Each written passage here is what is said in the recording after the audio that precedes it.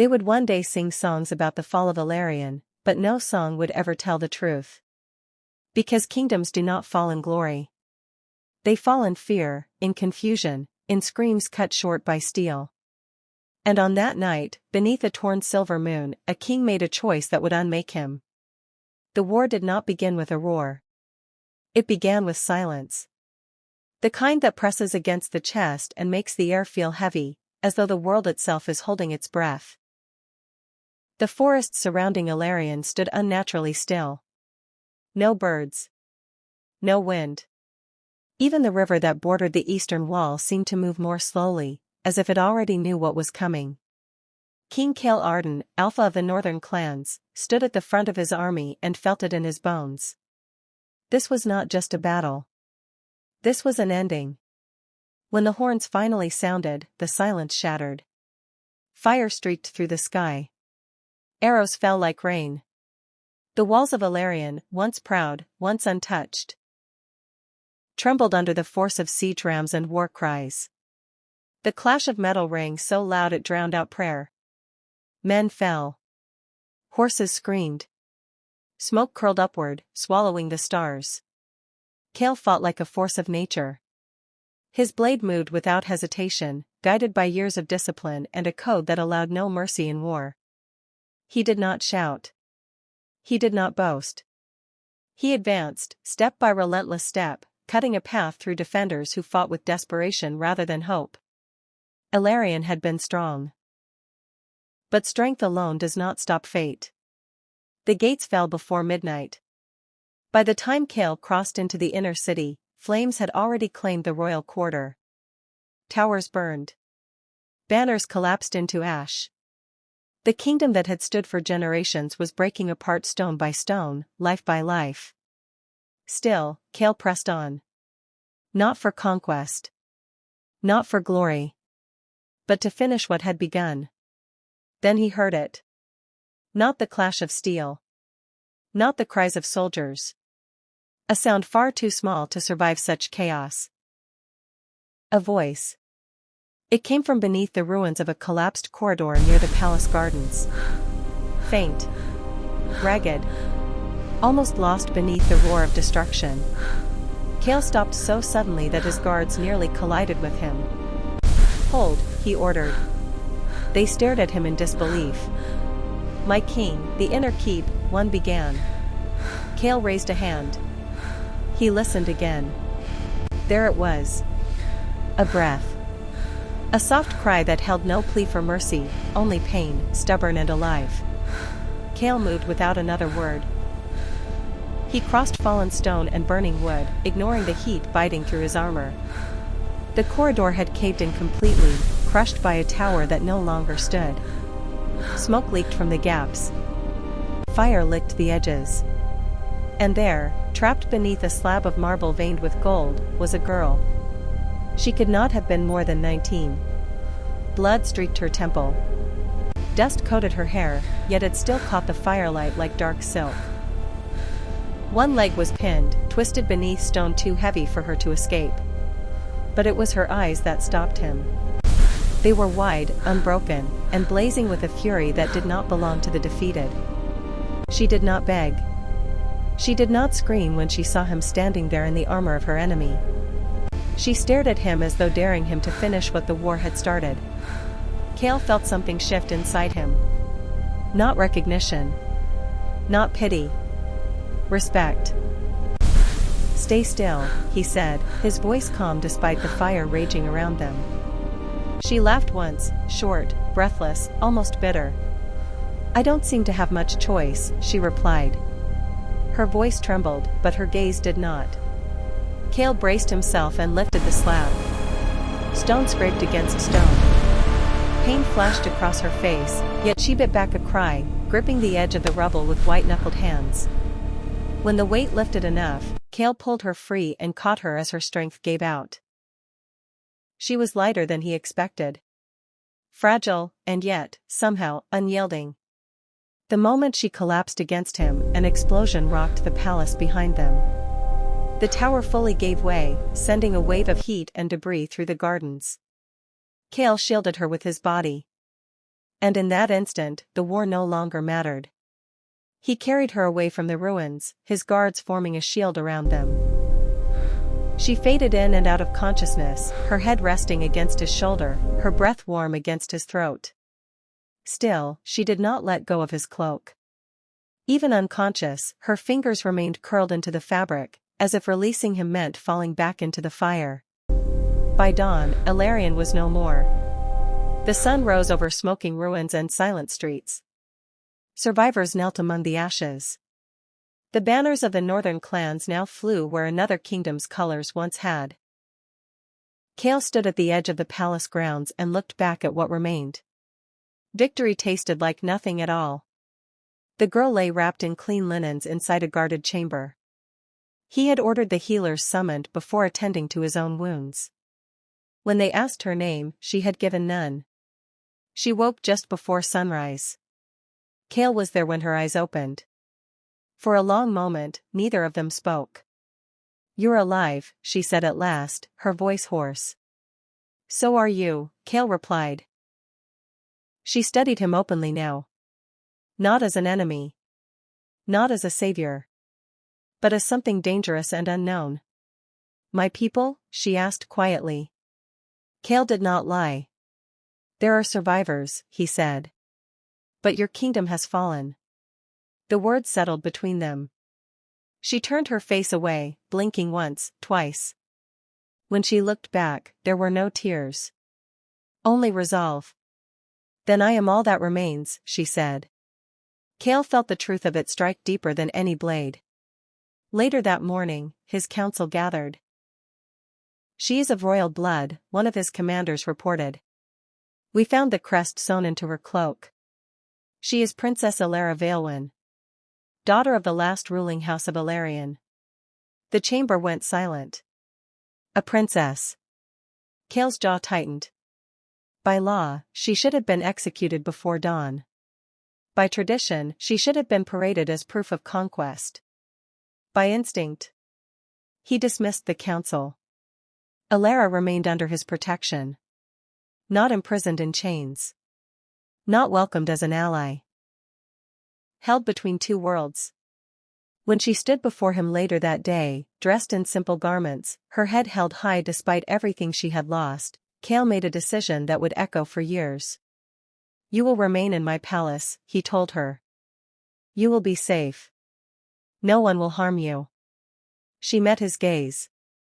"And my freedom?" He did not look away. "Not yet." She nodded once. Then she said something that neither of them would forget. "Very well, Alpha King. But understand this. Captivity does not make me yours." Kale watched her walk away, her back straight, her step steady. And for the first time since the war began, he wondered if rescuing her had been an act of mercy. Or the beginning of a fate neither of them could escape. She woke to silence that did not belong to peace. It was the kind of quiet that came after destruction, when the world had exhausted itself and left only echoes behind. Ilara opened her eyes slowly, half expecting smoke, fire, or falling stone. Instead, she found herself beneath a high ceiling carved with ancient symbols she did not recognize. This was no prison.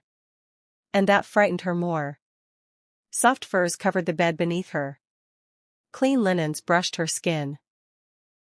The air smelled of cedar and burning herbs. Light filtered through tall windows, pale and careful, as though even the sun had learned restraint here. Ilara pushed herself upright. Pain answered immediately, sharp along her ribs, dull through her leg, but she welcomed it. Pain meant she was still herself. Still real. Still alive in a world that had erased everything she once knew.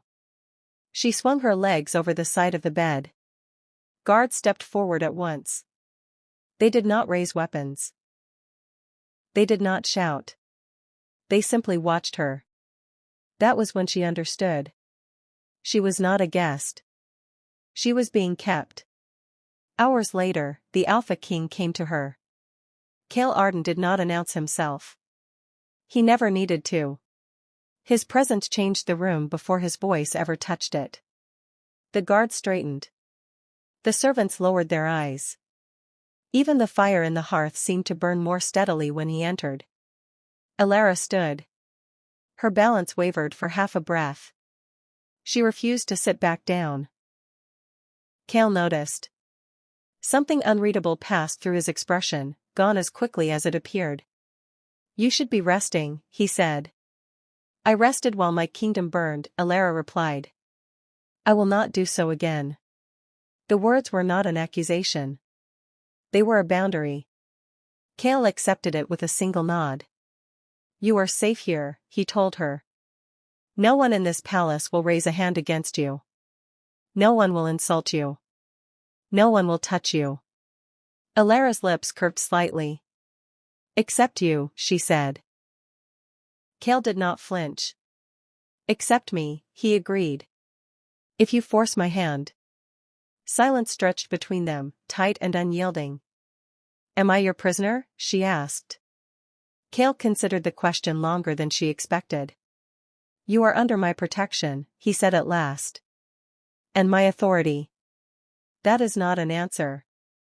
"You are not free to leave." There it was. Clean. Honest. Unsoftened. Elara nodded once, absorbing the truth like a blade sliding home. "And if I try?" Cale stepped closer. Not threateningly. Not gently. Deliberately. "You won't," he said. She lifted her chin. "You seem very certain for a man who claims restraint." Something dangerous flickered behind his eyes, not anger, not desire, but control stretched thin. "Restraint," Cale replied, "is the reason you are standing." He turned away then, as if remaining another moment would cost him something he refused to spend. From that day forward, Elara learned what it meant to live beneath a crown that was not hers. She was given rooms overlooking the inner gardens. She was fed before the court dined. Healers visited daily. Books in languages both familiar and foreign were delivered without request. But the doors never unlocked without permission. She could walk the halls, but always with shadows nearby. And the palace talked. Whispers followed her footsteps like a second skin. "She walks like royalty. Did you see how the alpha looks at her? She should be dead. She should be kneeling. She should be his."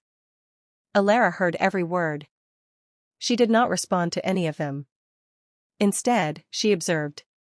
She watched how Cale ruled, not with cruelty, but with iron certainty. She watched warriors kneel to him not out of fear, but trust. She saw elders argue with him openly, and leave having been heard. This was no savage king. That knowledge unsettled her more than chains ever could. The truth came to her quietly. One evening, as rain struck the palace roof like distant drums, an elderly woman approached her in the library. The woman bowed, not deeply, but with respect.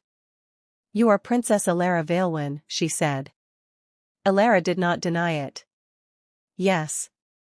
The woman's eyes softened with sorrow. "Then you are the last flame of Elarian." The words stole the air from her lungs. Last. Not surviving. Not hidden. Last. That night, Elara stood alone before the tall mirror in her chamber. She searched her reflection for the girl she had been. The princess was raised on marble floors and morning songs. The daughter of a king who believed peace could last forever. The heir to a throne that now existed only in memory. Gone. What remained was something sharper. When Cale summoned her the next morning, she was ready. They stood before each other in the throne chamber, his seat carved from black stone, hers non-existent. Courtiers lined the walls, watching, waiting. "You know who I am," she said before he could speak. Cale's gaze hardened. "Yes." "Then say it," Elara demanded. "Say it before them all." A murmur rippled through the room. Cale rose. "Princess Elara of Elarian," he announced, his voice carrying without effort, "is under my protection." Gasps followed. Shock. Outrage.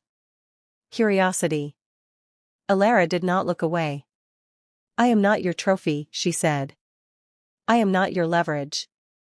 Kale descended the steps until they stood face to face. "No," he said quietly. "You are my responsibility." Something shifted then. Not ownership. Not conquest. A binding. The court would debate her presence for years. Warriors would question it. Enemies would test it. But from that moment forward, everyone understood one thing. The Alpha King had claimed nothing from her. And yet, he was not letting her go. That night, Alara stood at her window and looked out over a land that was no longer hers. Behind another wall, Kale stood awake as well. And neither of them slept. Because captivity had become something far more dangerous than chains. It had become close. A kingdom can be conquered in a night. Desire cannot.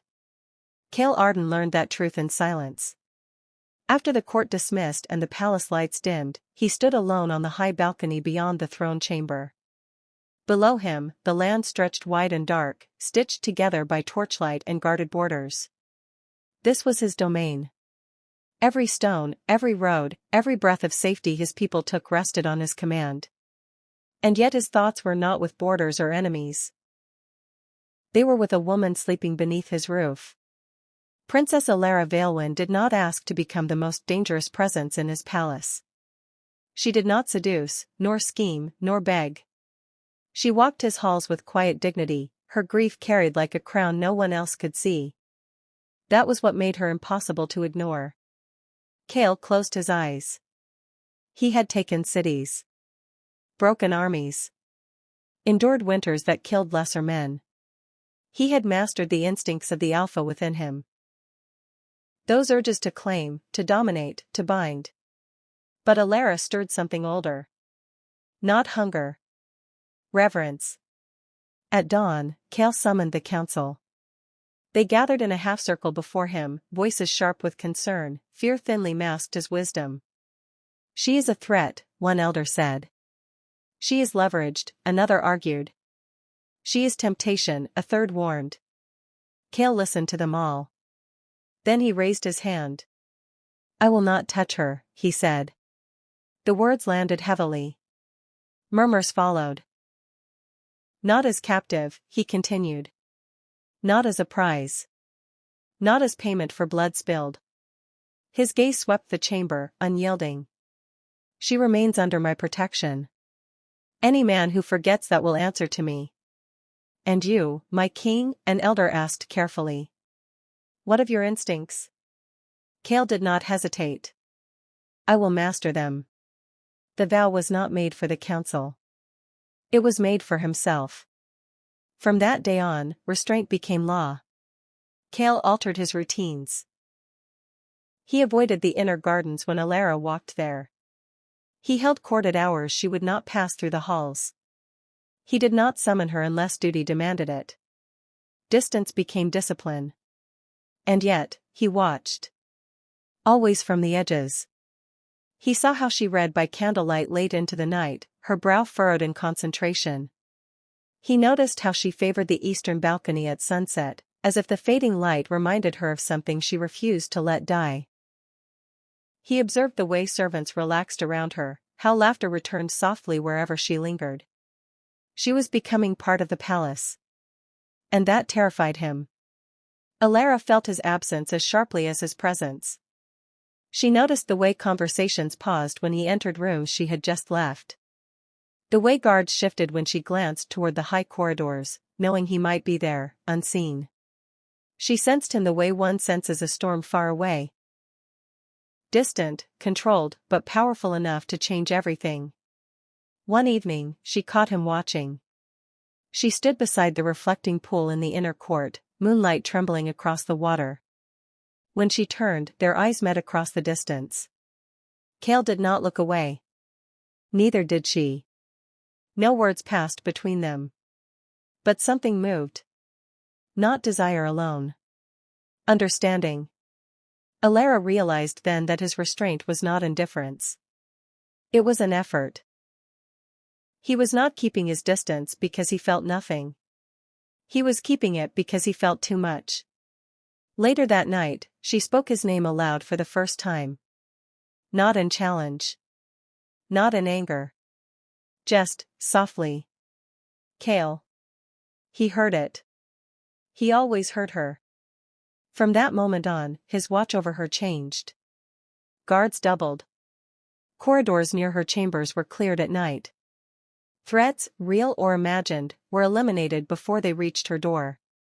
He protected her as fiercely as he protected his throne. And she knew it. Sometimes she wondered what it would be like if he stood closer. If he allowed himself to speak to her without the weight of crowns between them. If his hands, so steady in war, would tremble when touching something he had forbidden himself to claim. She wondered. He endured. Because if Cale Arden ever crossed that line, there would be no turning back. And he was not yet ready to let a fallen princess become the woman who ruled his heart. But vows, no matter how strong, are not immune to time. And time had only just begun to test them. Time did not ask for permission before it passed. It moved the way it always does, softly, steadily, carrying moments away before they could be named. Days folded into weeks. Weeks blurred into years. And beneath the same moon that had watched a kingdom fall, 2 lives settled into an uneasy stillness. 5 years. That was how long Princess Alara Vailwyn lived within the Alpha King's palace. At first, she counted the days. She marked them in her mind, one by one, as though keeping tally would keep her from disappearing. Each sunrise felt like proof that she had survived something she was never meant to. Each sunset felt like another quiet goodbye to the life she had lost. But counting hurt. So eventually, she stopped. Alara changed. Not suddenly. Not dramatically. Change came to her the way stone is shaped by water, slow, patient, inevitable. The fear that once lived in her shoulders loosened its grip. Her steps grew steadier. Her voice, once guarded, learned calm. The palace no longer felt like a place that might swallow her whole. It became familiar. She learned which corridors caught the morning light. Which servants hummed while they worked. Which guards softened when she greeted them by name. She studied the laws of the northern clans, their customs, their unspoken rules. And in doing so, she stopped being a guest. She became a presence. Cale watched this transformation from a distance he never crossed. He saw how the servants deferred to her without being asked. How warriors inclined their heads, not out of command, but respect.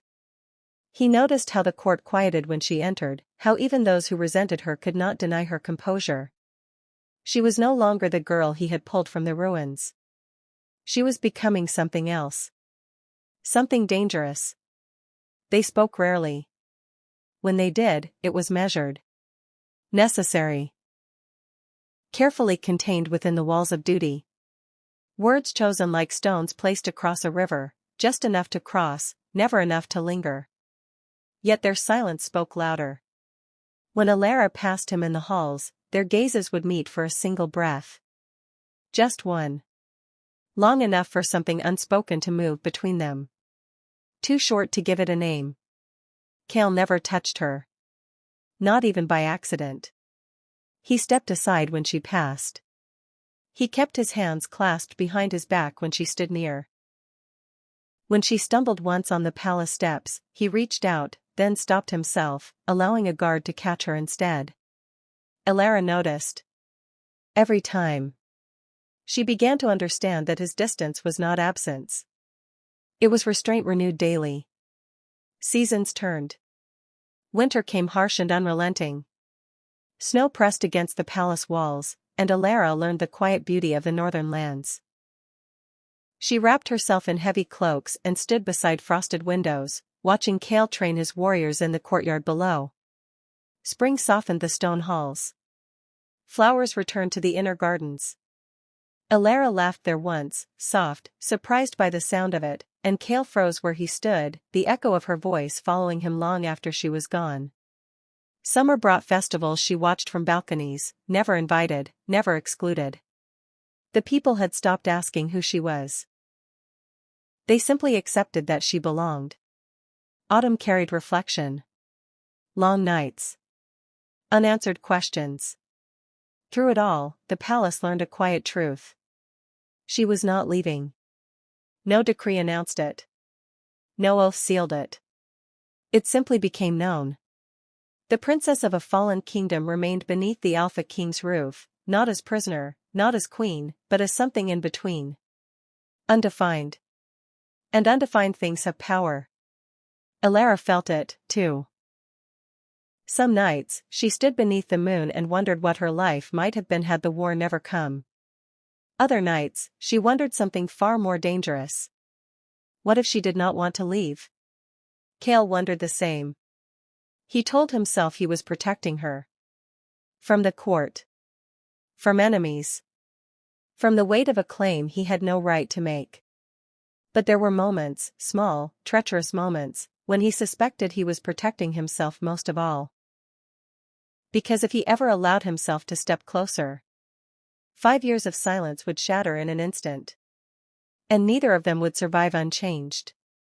The moon continued its watch. And somewhere between distance and devotion, fate waited patiently for them to falter. There are many ways a person can disappear. Some vanish all at once, swallowed by fire and loss. Others fade slowly, piece by piece, until what remains is only an echo of who they once were. Elara Valewind did neither. The palace had expected her to soften into silence.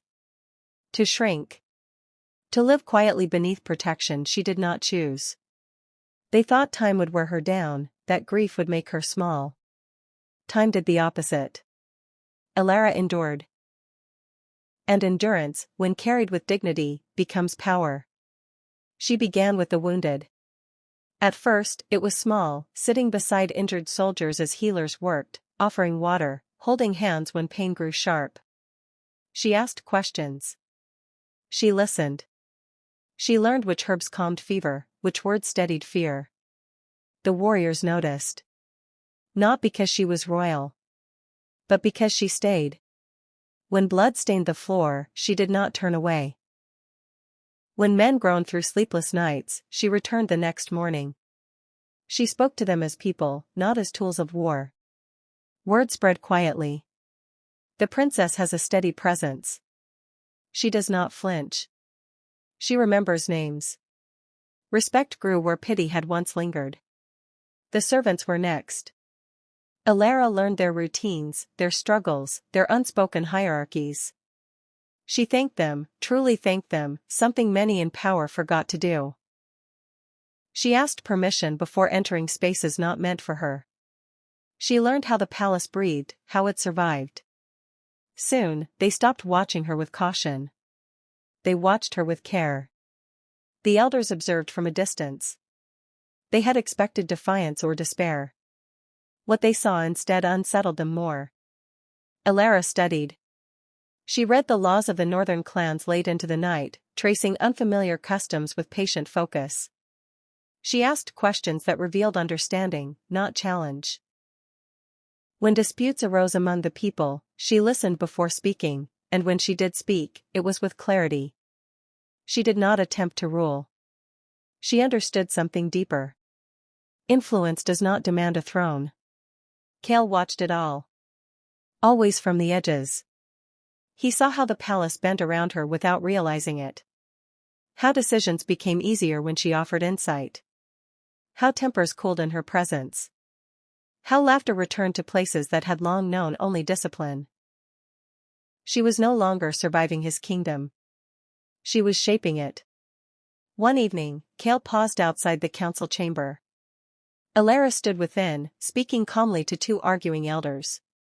Her voice did not rise. Her posture did not harden. Yet when she finished, both men fell silent, absorbing her words. They bowed to her when they left. Cale felt something settle deep within his chest. Not pride. Recognition.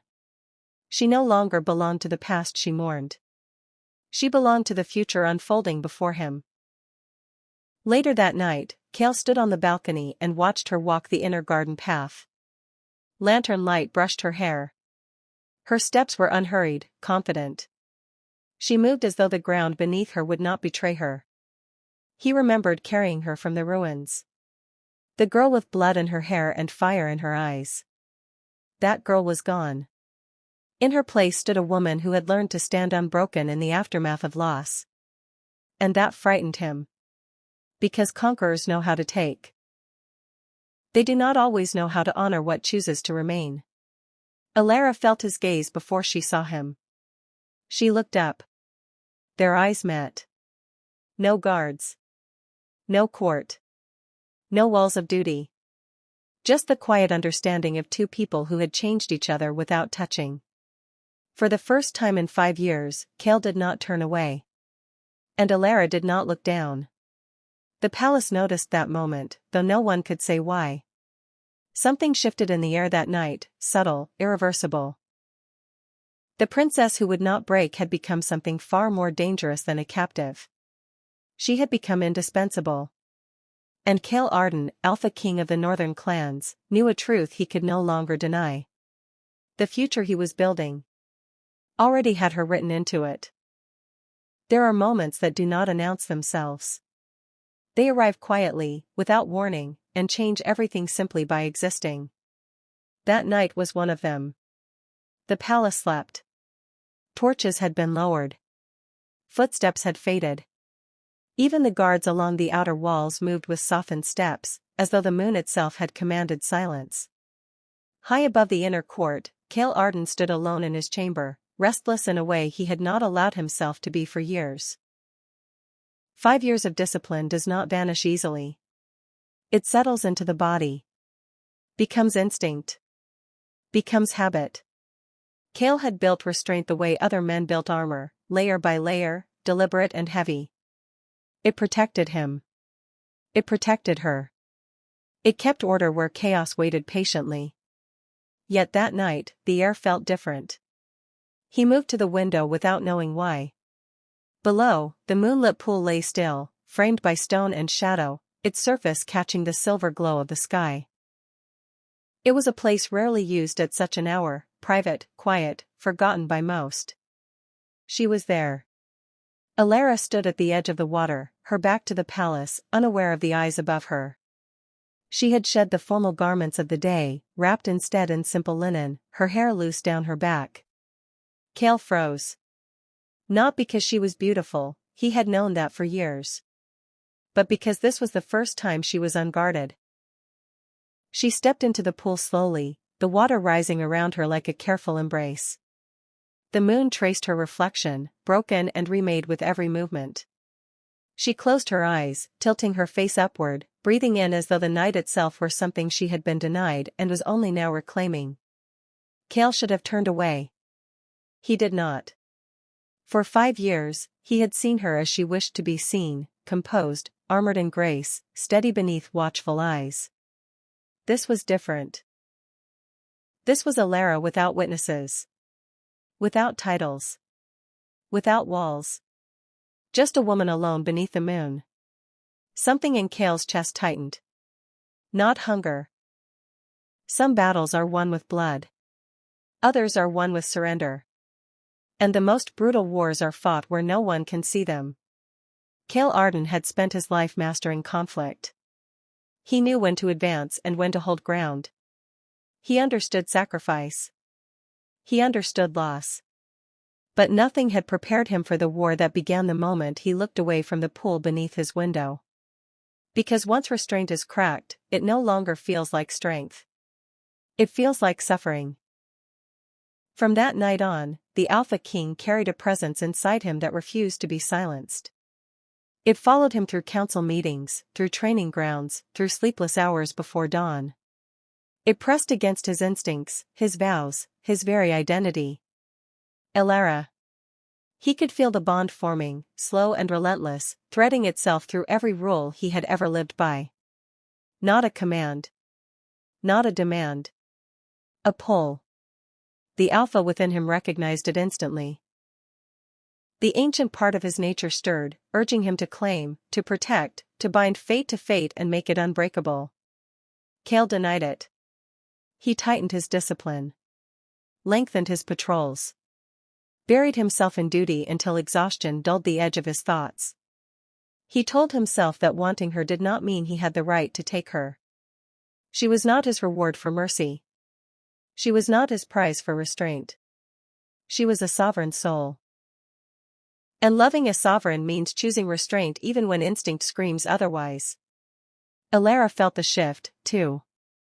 Cale's distance sharpened after the night at the pool. Where once there had been quiet warmth, now there was tension pulled tight. Their encounters grew fewer, but heavier.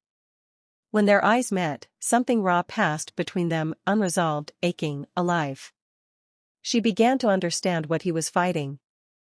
And what it was costing him. Whispers returned to the court. The Alpha delays his own future. He has no queen. The tribes grow restless. Cale heard them all. The northern clans needed stability. Alliances waited to be sealed. A marriage of strategy would secure peace for generations. To choose Alara, a princess of a fallen kingdom, could heal old wounds, or tear them open. Some would kneel. Others would rise in rebellion. Cale stood alone between those futures.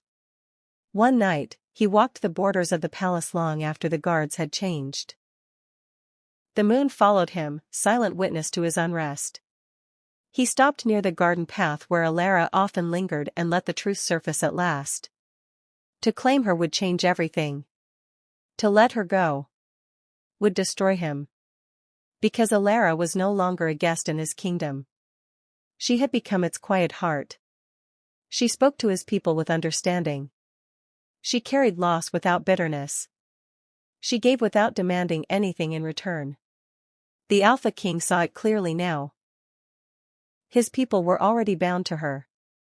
The bond forming between them was not born of desire alone.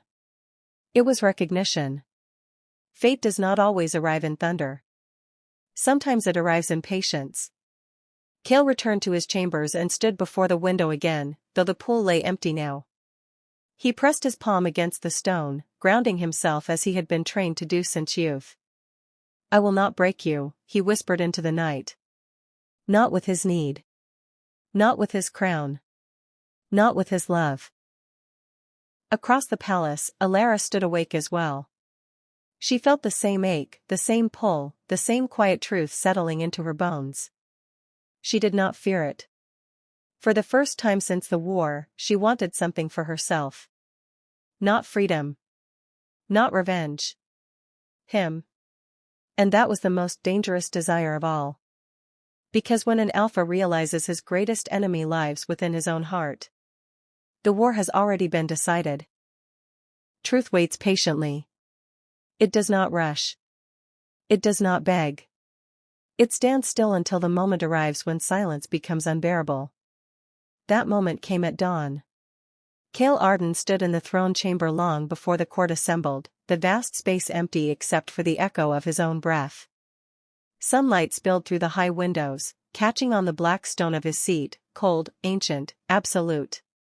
For the first time since the war, the crown felt heavy. Not because of enemies.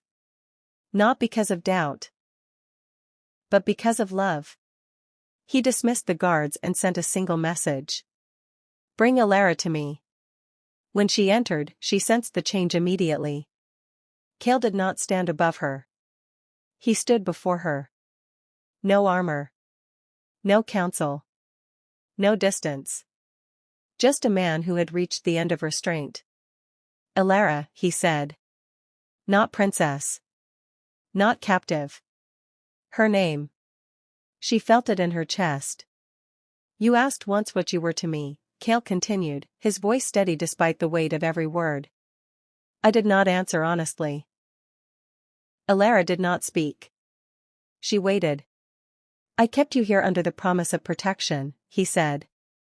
But protection became an excuse. And restraint became fear. His gaze held hers, unshielded. "I feared what I would become if I allowed myself to want you." Her breath caught. Cale took a step closer. "I will not keep you in this place against your will," he said. "You may leave today. I will give you land, guards, safety beyond these borders. You will walk free." The words should have felt like release. they felt like loss. "And if I stay?" Alara asked quietly. Cale's jaw tightened. "Then I give you everything," he said. "Not as a captive. Not as a symbol. But as my equal. My crown. My name. My future." Silence wrapped around them. Alara saw the truth in his eyes. He was not asking her to belong to him. He was offering to belong to her. She thought of Alarion. Of ashes and echoes. Of a throne that no longer existed. Of 5 years spent becoming someone new in the space between grief and survival. She thought of Cale, watching without touching, guarding without claiming, loving without demanding. "I have lived as a shadow long enough," she said. Cale's breath stilled. "I will not leave," Alara continued. "Not because I am bound. But because I choose to stand." She stepped forward. "And I will not take your crown as a gift," she said. "I will earn it." Something broke then. Not Cale's control. His solitude. The court gathered an hour later.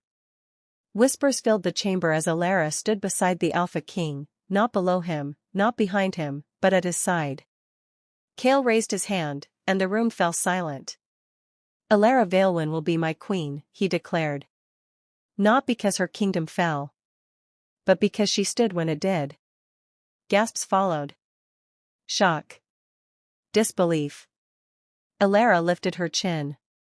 "I do not come to replace what was lost," she said. "I come to build what has not yet been." The elders stared. The warriors bowed. The decision was made. That night, beneath the same moon that had watched them endure 5 years of silence, Cale and Alara stood together on the balcony. No vows yet. No touch. Just the understanding that love, once chosen, becomes power. And power, once shared, becomes destiny. The announcement traveled faster than any army. Before the sun completed its climb, messengers rode in every direction, carrying words heavy enough to fracture alliances and heal old wounds. "The Alpha King has chosen his queen." By noon, the tribe stirred. Some welcomed it as fate long delayed. Others whispered warnings of unrest, of old bloodlines rising in protest, of borders that might tremble beneath the weight of such a choice. Cale Arden did not summon them to ask permission. He summoned them to witness. The ceremony was held in the open court, beneath the sky that had watched the land bleed and heal in equal measure. Stone pillars were wrapped in the banners of the northern clans, while the colors of Alarion, thought lost, were woven carefully among them. Not erased. Honored. Alara stood beside Cale as the people gathered. She wore no crown. Yet the way she held herself made one unnecessary. The elders approached first, their expressions measured, cautious. Warriors followed, armor catching the light. Leaders of neighboring tribes arrived last, eyes sharp with calculation. All of them looked at her. All of them waited. Cale stepped forward. 5 years ago, he said, his voice carrying across the court, "I ended a war." Silence answered him. Today, he continued, "I end its shadow." He turned to Alara. "This woman is not my captive. She is not the echo of a fallen throne. She stands here because she chose to remain." He faced the gathered tribes. "She is my queen, not because of what she lost, but because of what she refused to surrender." A murmur swept through the crowd. Alara felt the weight of it all, history pressing close, expectation watching her breathe. She did not shrink from it. When she spoke, her voice was steady. "I do not come to claim your loyalty through fear," she said. "I offer you partnership through endurance." Some doubted. Others nodded. That was enough. The ritual was simple. No blood. No conquest.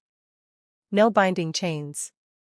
Cale removed the insignia of his rank and placed it into Alara's hands, not as surrender, but as trust. She held it for a breath, then returned it, her fingers brushing his in a touch so light it felt like promise. The elders spoke the words that joined them, not ruler and possession, but strength and choice. When the vows ended, Kale faced her. Not as Alpha. Not as king. As a man who had waited 5 years to stand here. You are my heart, he said softly, meant only for her. Elara smiled, not wide, not triumphant, but certain. And you are my home. The tribes watched as Kale lowered his forehead to hers, a gesture older than any crown. The court held its breath. The war ended then. Not with fire. But with unity. As dusk fell, torches lit the court, and music rose, not loud, but steady, grounding. Allies lingered. Enemies reconsidered. The land shifted quietly beneath the promise of something new. That night, Kale and Elara stood together above the court, looking down at the people who would follow them into a future still unwritten. The Alpha had made his choice. And the world would feel its consequences for generations. This night is not taken, it is given. After 5 years of restraint, distance, and unspoken desire, the Alpha finally lowers every wall he has built around his heart. He does not reach for her as a conqueror or a ruler, but as a man who has waited, suffered, and chosen her again and again in silence. Every touch is careful. Every breath between them carries years of hunger held back by honor and fear of losing her trust. She meets him not with surrender, but with certainty. This is not a claiming born of dominance, but of devotion, 2 souls stepping forward at the same time, choosing each other without force, without doubt. In the quiet intensity of the night, they bear more than skin, they bear wounds, promises, and a love forged through patience. When dawn comes, it finds them changed. No longer enemies shaped by fate, nor lovers bound by passion alone, but rulers bound by choice, trust, and a fire that will never again be denied.